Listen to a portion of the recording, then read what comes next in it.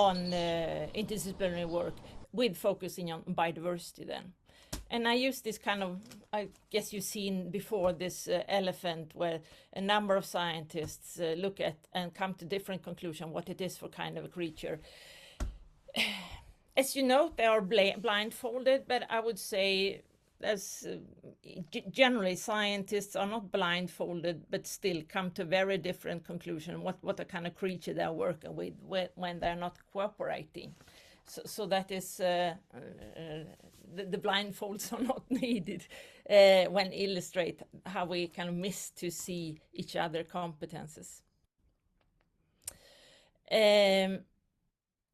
To make it more concrete, at the Swedish University of Agricultural Sciences, I am director for something called Interdisciplinary Academy, where various teams work with jointly for 8 months, 20% of the time, with a complex issue that needs more than one discipline. And one of the teams this year that just finalized the work were working with how to create functioning rooftop greenhouses, which is illustrated on the picture here then. And they came from 6 various kind of fields, and I won't go into detail, but they did a study trip to see, we don't have any rooftop greenhouses in Sweden, so they went out to Germany and Belgium to look at where they really have constructed these kinds of things. Is technically very interesting, and for architecture certainly a challenge and so on. So and they thought they went out, and this was towards the end of their work, to find good examples. What it turned out was that they, in the essence of interdisciplinarity, had become more advanced at the example they went to, because in one of the cases, not sure if the one of this picture though, the construction had been dominated by technologists or engineers, so they made a very kind of functioning house in that sense technically, but they haven't thought anything about market, who would buy that, who would use it. So when the team came there to visit, well, the house stood there, but was very little of planting into it. Another example they came to where kind of the architects had created a very nice building, but not considering that things were to grow in there. It was too hot really, and the water system or the water circulation so wasn't fully working. So with the bias towards architects, the house was there, but I missed to think about other ways of or other aspects than just the kind of the creation of the house. And the third case they went to, well, it seems to work quite well, both the house and the kind of the engineering stuff, but they haven't thought much on the market, who would eat the food and how to sell it. But instead it had turned out to, which I don't think it was not negative, but it was kind of a thing with the house, an attraction that the companies that kind of rented parts of the localities in the house, they used it for, well it was to have the garden, to sit up there, to have a few vegetables growing there, not making it kind of a business from it, but increasing the value of having their offices there. So it can come out in various ways, but missing to add various competences might or risk, there's a great risk that you will miss key competences or key aspects to make this house. Now we are here to talk mostly about biodiversity, and I would like to start to cite a colleague of mine from Australia, who said that human influence on the earth and its processes increases, but most of our intellectual weapons of the environmental area has maintained the separation of humans and nature. And too often in my time as a researcher, I ran into these kind of pictures when I'm dealing with biodiversity for many years now. There's the social system on one hand with various aspects, and the ecosystem on the one hand, and then a few tiny arrows between them, human activities and ecosystem services, a way of mapping it. But we need to depart from the idea that the globe is one. It's not two different globes.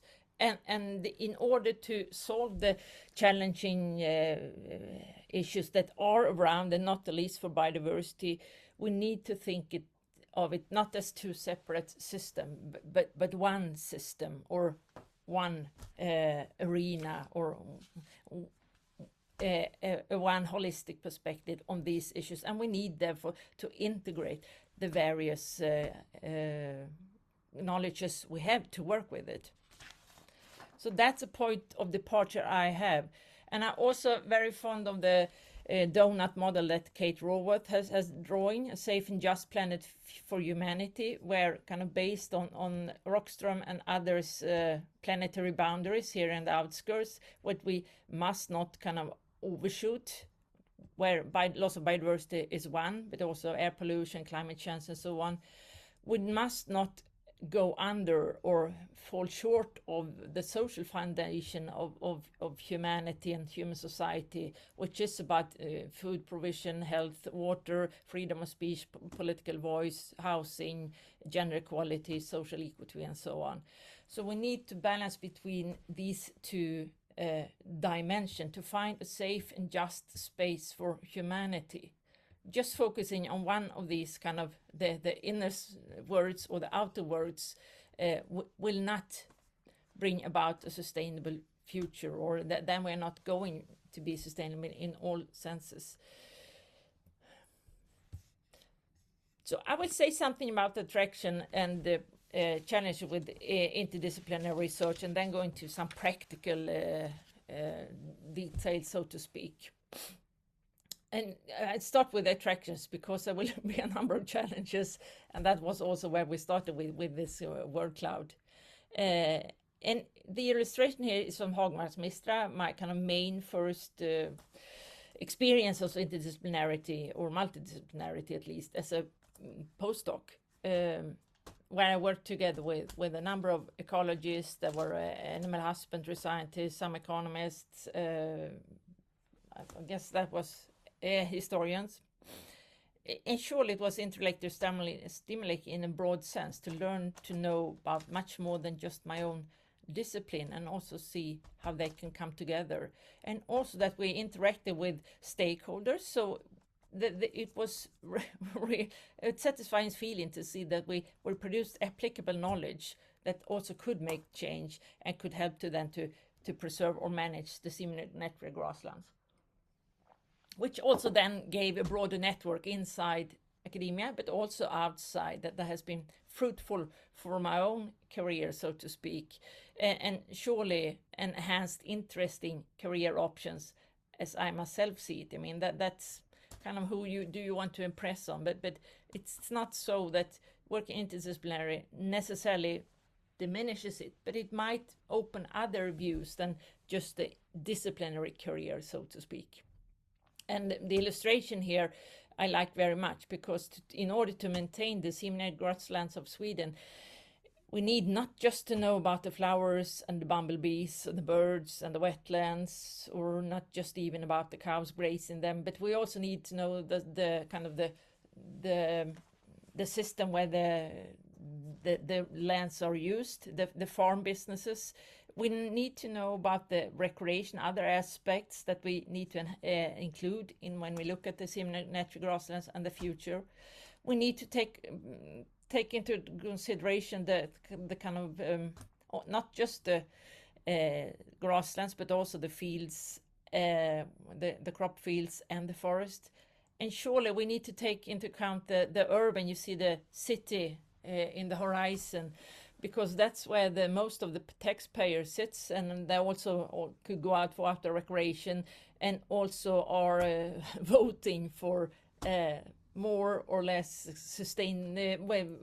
ideas or political parties that are kind of supporting sustainable use and supporting nature conservation, but also in an integrated perspective. So kind of as our society looks today, what's happening in the rural areas is very dependent on also what happens in urban areas. Please go on.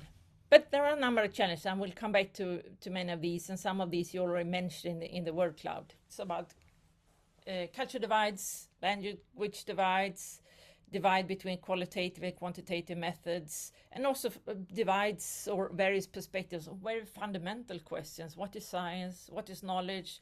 What is data? And you will continuously, I have at least been continuously surprised to see that kind of scientific perspectives and approaches that I wasn't aware of was there even. So it's kind of needs to have an open mind. Before digging deeper into interdisciplinary, I just want to make the kind of distinction I do, and that's common when you talk about interdisciplinarity, and distinction from multidisciplinary, mångvetenskap in Swedish, which is kind of research from different disciplines on a joint topic, but done in parallel. So it's not so you do work in your own field, you might present it together, but it's not so that you integrate the various kinds of knowledges.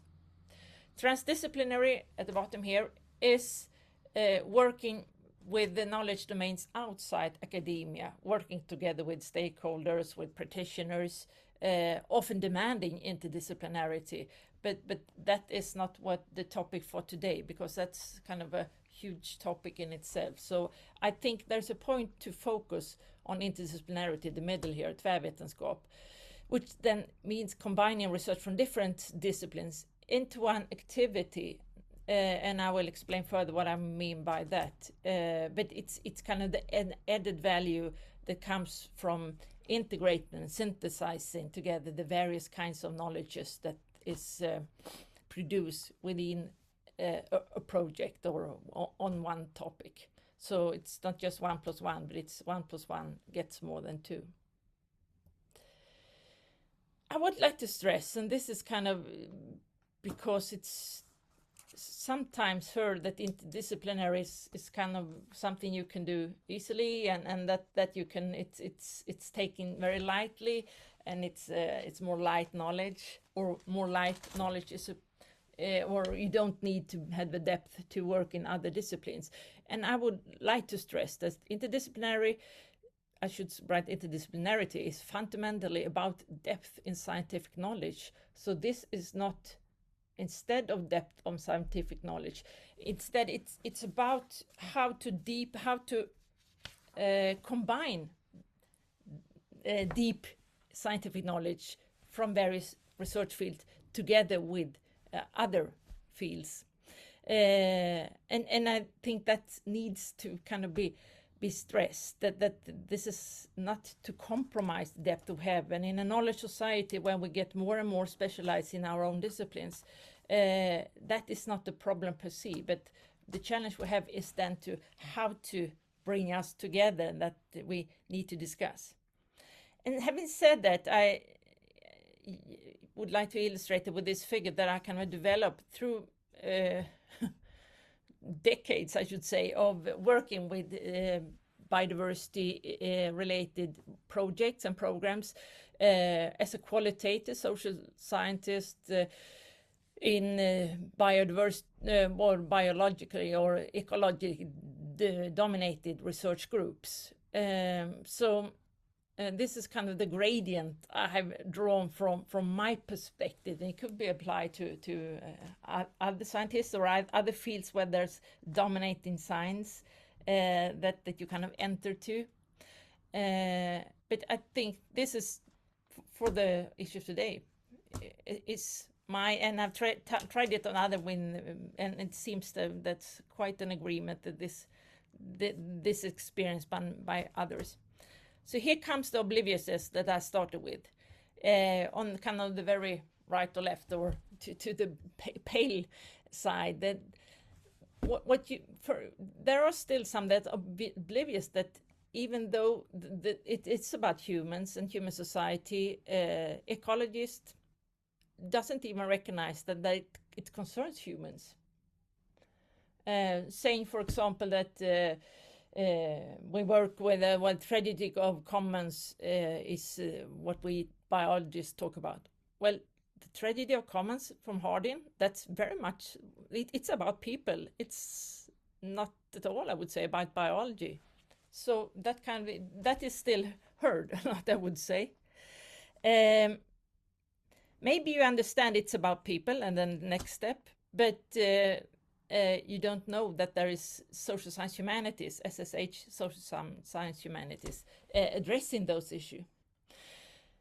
A bit better is to recognize there's a need for social science humanities research, and but then researchers, not that seldom, carry out these studies without engaging social science humanities competence.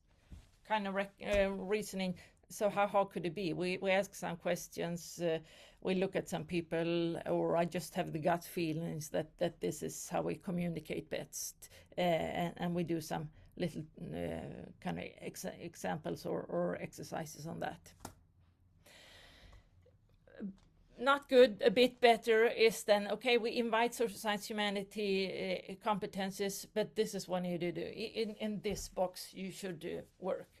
Within my postdoc project, they said, well, please come here. We need somebody who could dig research on how can we make farmers do what the nature conservation authorities say they would do, which is kind of an ethical question. And not a good start if you want to see, so what are their prerequisites, what are their reasons for doing what they do, and how could you kind of collaborate on it.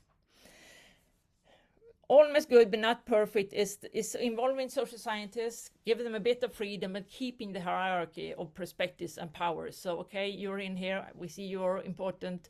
When it comes to the important questions or somebody asking for what we think in the project, it's still those people that are known for their work in biology or have the longest CV that gives the talk or express what the program means, not considering the competences in social science humanities and results from that. So you see what I'm coming to the right side, and jointly address societal challenges with mutual respect. That is where I and what I call interdisciplinarity, and where I really want us to kind of go in this series of seminar and workshops.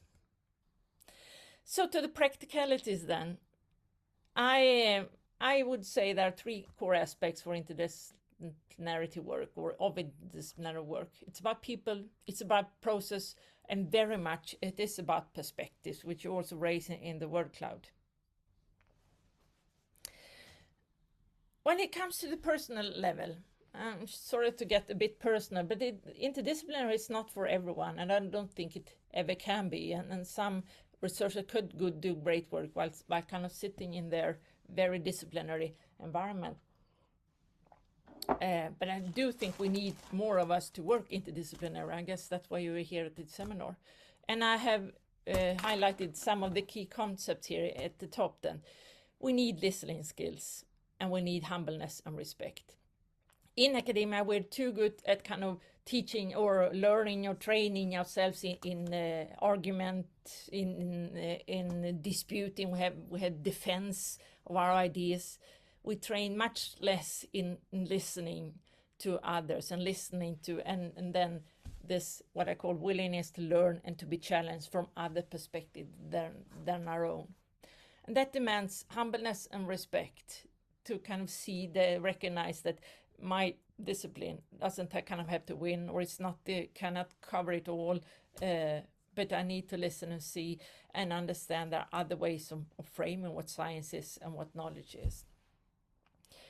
And all my points are really kind of goes together. It needs an attitude to cooperate, not being scared, or at least not seeing a problem with the differences, but seeing it as interesting challenges. Being curious then to understand other ways of reasonings and other ways of conducting research than my own. Mainly trying to see the hidden meanings behind what people say and how they do, but also my own. Realize I also have hidden meanings.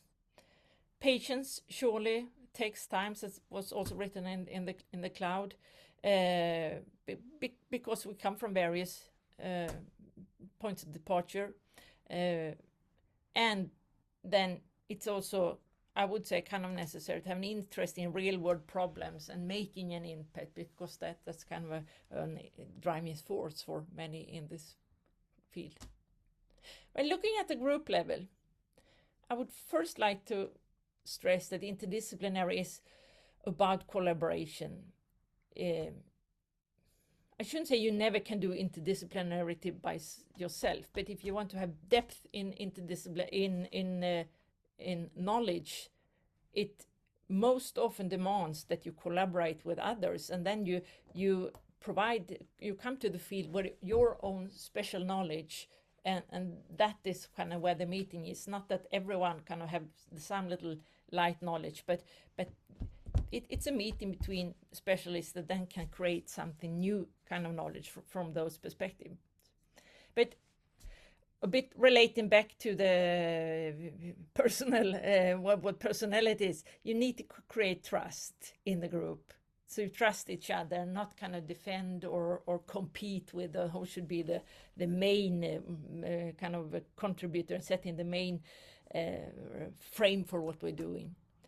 It's good to have, when you work together with some with previous work on interdisciplinarity, because it's a special mode of working. It's good to know kind of what will happen. Not that it will necessarily go very much quicker, because every new collaboration is kind of new, and you have new ways to learn how to collaborate between various disciplines. But it's good to know, to have some people knowing what could expect and the process. Well, with trust, it's good to have people you like each other. And also I would stress the consideration of young scholars, because in some projects and programs seen that kind of the senior researcher, they put together a good research proposal where they kind of get funding on, and then they hire a brand new postdoc student or another junior colleague that then should represent that discipline in the work, while as for PhD students, they are often kind of also tasked to finding and defining what or elaborating on what is their discipline and taking that further, and then at the same time doing interdisciplinary work could in many cases be very challenging, because you're not sure about what mandate is it within my discipline, or what is my discipline bringing to a table. So the role of young scholars and giving them the too much responsibility for interdisciplinarity, I would be careful with. As for the process, so once again, I've highlighted the key aspects. I say communication, you need to talk a lot to each other. It takes time. And it also demands a skilled leadership that kind of can allow for time, not be stressed. And also, since the participants come from various directions and disciplines, you need to be able to cope and handle both the time that's constraints there is still there, but also the frictions that might appear. This little naive drawing of mine is how to plan for interaction. That, I mean, works in some cases at least, that the parallel lines here means that you sit together, you start together, discuss what you have together, and a number of issues that will come to in the perspectives. Then interdisciplinary is not that you always sit together, but then you can go to your own discipline and do work, do your studies in various ways, but you need to regularly meet and discuss, present to each other, adapt, and see what does that mean when you kind of add the various knowledges that you bring to the table.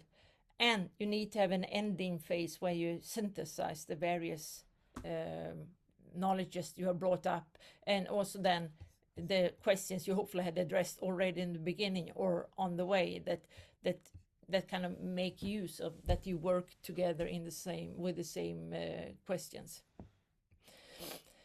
So allowing time early on for understanding differences, investing time in team building and bonding so you build the trust. You need to very practically handle that you work very different with how you collect data, and also different publication approaches that also need to kind of be laid on the table so it's not a surprise later on. There are a number of experiences you can build on when you think about the process, and I would say the facilitators might be useful in some of these phases when you meet. But I will spend a bit more on the perspectives, because that's often where kind of the frictions or the problems or the challenges arise. And my experience is, and I come to more and more stress that the handle your differences is kind of a key recommendation. If we think that we are alike, we are most likely miss issues that we should have handled that could cause frictions, but also that could kind of hamper good results, because there's so many mistakes that can be done if we kind of hide behind the idea that we are all the same, so we should not look at the differences. Just illustrated by the two colleagues here. Of course, if it's funny to see they have some differences, but in reality, it's of course the big difference between them that makes them human. Like my colleague to the left, and have other roles in society, or can have many other functions. I will repeat some of what I said in the beginning. One is this: respect each other disciplines and acknowledge the limitation of your own discipline. I think that's a crucial issue to bring forward, the respect, and also then not thinking that you can kind of cover it all with your discipline. You have a wide question, at least you need to recognize how far you can take it from your discipline.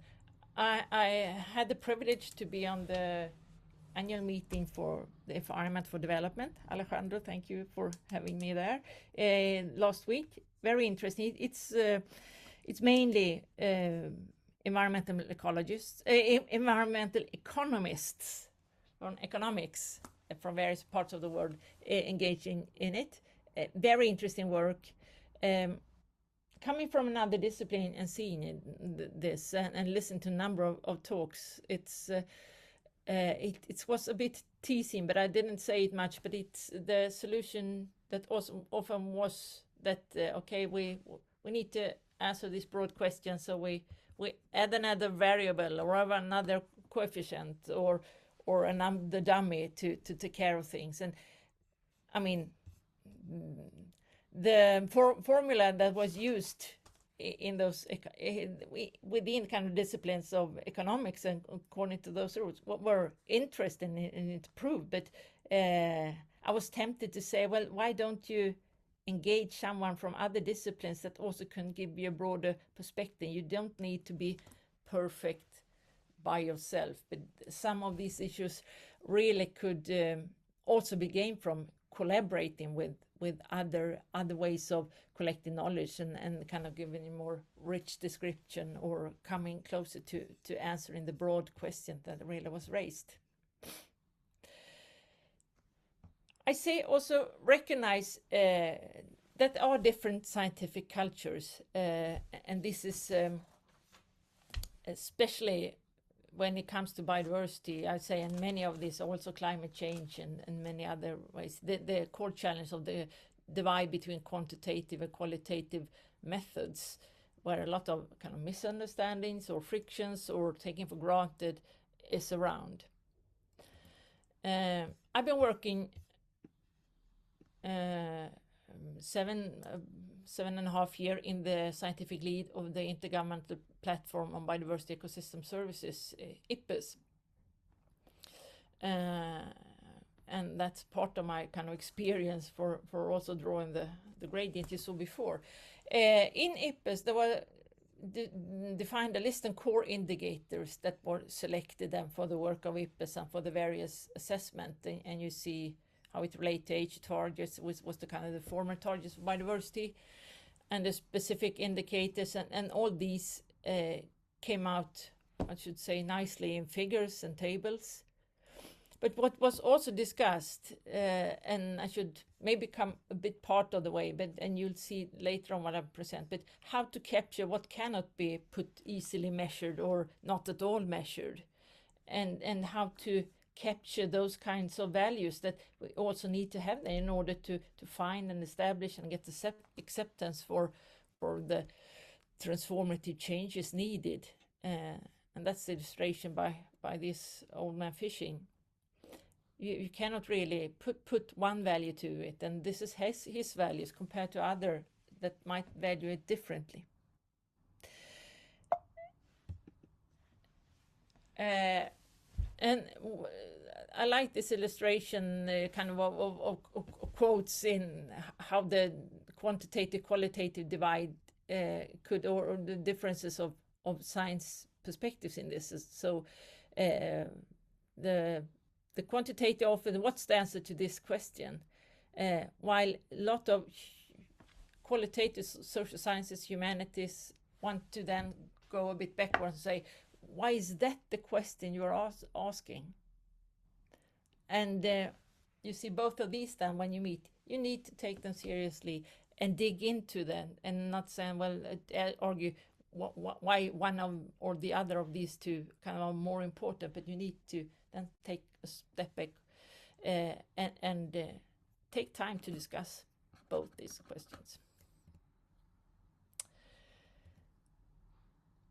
At the same time, some of you, I think language was in the very middle of the work quote, and surely I would like to raise or stress that you need to take care of the differences in terminologies.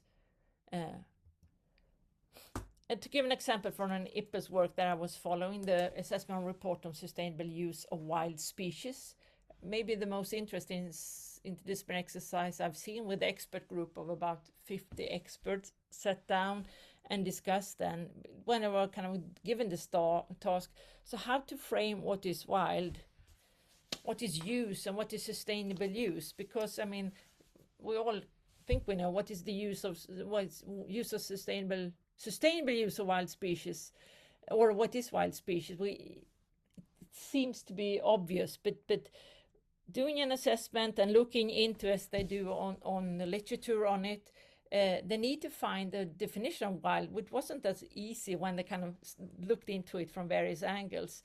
So they came up with one that was about the population of any species that have not been domesticated through multi-general selection for particular traits and can survive independently of human intervention. But they also have to add, because there were many varieties or in-betweens all over the globe, they need to add that this does not this does not imply complete absence of human management, and recognizes also various intermediate states between wild and domesticated. Feral animals, the llamas you see in the middle, vicuñas they're called in South America, live wild. They're not not fully comparable with the reindeer herding in Scandinavia, but they do not belong to someone. But once a year, they are kind of gathered together by the local population, and their wool is harvested, or whatever you say you do with wool, and then they're let go again. So an interesting combination of what is wild or not that came to become the symbol of wild animals. Then it also ended into the discussion that is clarifying discussion. What is use, and the team then realized we need to differ practices from uses, and that is this figure that is in the summary for policymakers.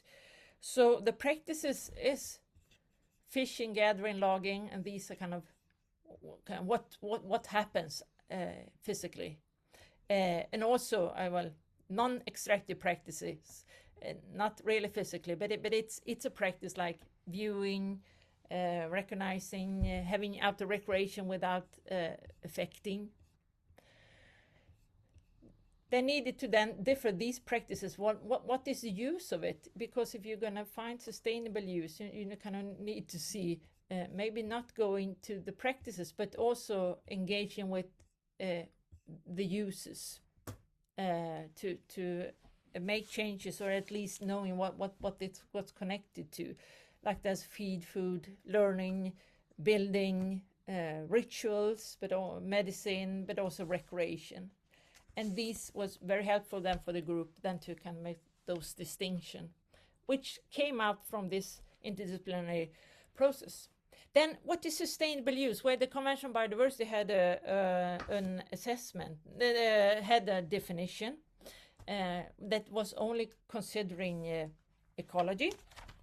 But the sustainable use team now afterwards, the Agenda 2030, recognized that it needs to take into account social, economical, and environmental dimensions as identified by Agenda 2030 and its sustainable roles. And in that sense, it differed from the Convention on Biodiversity that was only ecology, but in the light of Agenda 2030, not only the ecological aspects could be looked into, but you also need to see the other dimensions of sustainability.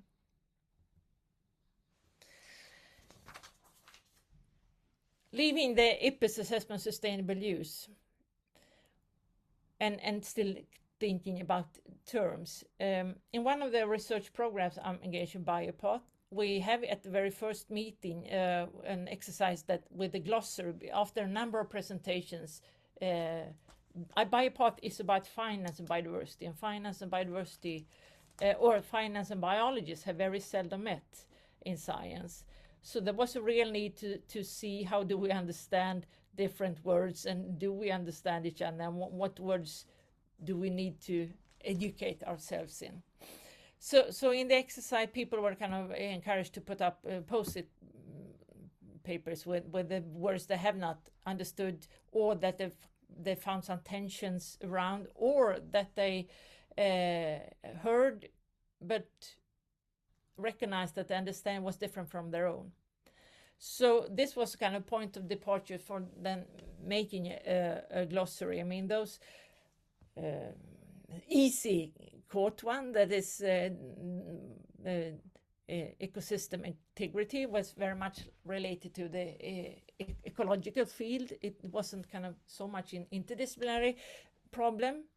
But there was, and the words like impact, that could different disciplines use, but in various ways.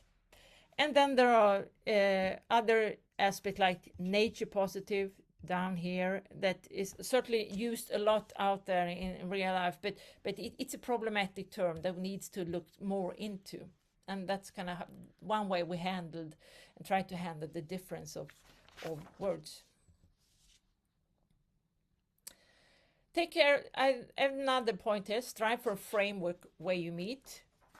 In IPBES, there's a conceptual framework that I shouldn't go into details, but it certainly helped the work from various disciplines to work together. And especially these, you see, there are the big aspects: good quality of life, nature contribution to people, and nature have two kinds of colors of the words beneath. And that is because it kind of frames various ways of describing and understanding these three core terms. So that is a way of working, how you kind of can find the baseline of a joint term, but you can also fit into the various ways you frame it. I had the interesting experience of being engaged with the conceptual development of from the Millennium Ecosystem Assessment to the work of IPBES when it comes to ecosystem services, which is then the four old recognized one in the Millennium Ecosystem Assessment, which during the work of IPBES, so since 2005, have kind of the supporting was as I understand my ecologist colleagues, less of a factor, but it was kind of had faded away more, or gone into other aspects. In IPPES, what happened with more of indigenous and local knowledge, and also more of social scientists and humanities, it was stressed that culture cannot be a label of a service in itself, because culture is a context through which we see the various services, or what was then called contributions to people. So it's a lens that we have from our various cultures to which we see what is a contribution. And there was some division and reformulation also to take care of the context-specific perspectives that represents many of the indigenous and local peoples that are certainly important for biodiversity in many parts of the world, that do not categorize as we often do in science. But it's also this then culture context, and that also recognize that we see and differ and value the world and nature, and what nature gives us differently, and what is a gift of nature. Just to take a quick example how the frame is broadened. Too often when it's said that food is only a provisioning service, we miss the many aspects of culture cohesion, social identity, why we eat food, especially in our Western countries. We very seldom eat because we need the nutrition, but we also eat of cultural reasons. We need eat out of what we're trained to eat, and what we eat to bring get together with our friends and families. So this is nävgröt med fläsk, eaten at the funeral of Sven-Göran Eriksson. I guess David Beckham. They said in the Värmland papers that he ate some of it, but it is porridge with bacon. You can say, if you say it lightly, very special. But it's food to me. I've been eating it. This is food or medicaments for others that I'm very hesitant to eat. It's a kind of fungi larvae symbiosis. Well, not very funny for the larvae, but it's more the weight. I think it's the dry weight. It's more worth its than gold per gram, and it's grown in the Himalayas, or it comes as a wild symbiosis in the Himalayas and sold in Eastern Asia then. So that's just an example that we need to recognize, also to find sustainable ways forward, that food is more than nutrition.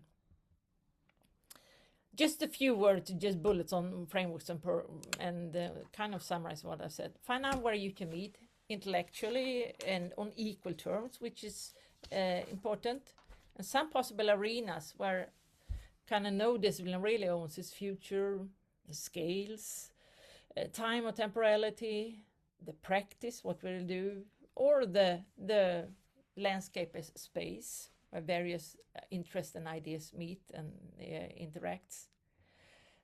In my experience, there are some risky concepts. We might discuss that, but surely I see there are many pitfalls when you start to discuss drivers and on what level is first, second, third year, and so on. Modeling, especially for our social or qualitative scientists, and systems, which is not kind of all over agreed term, and it depends what you mean. At the same time, don't get stuck in finding, sitting and discussing terms too much. Try to find bridging concepts, boundary objects where you can meet and agree, and to kind of get into action, so to speak. And be then open to creativity and plural way forward. I have, I think this is the last slide I have now,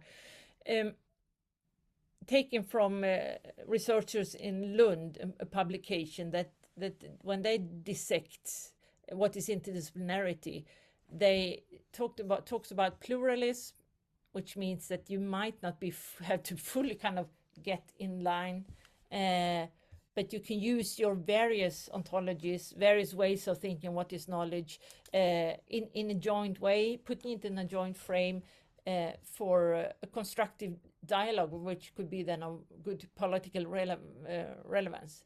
If you use your pluralism and say that anything goes in a sense, so if you miss out to make some kind of joint framework, you might end up in long and interesting discussions on various terms and concepts, but you might not be of much political relevance.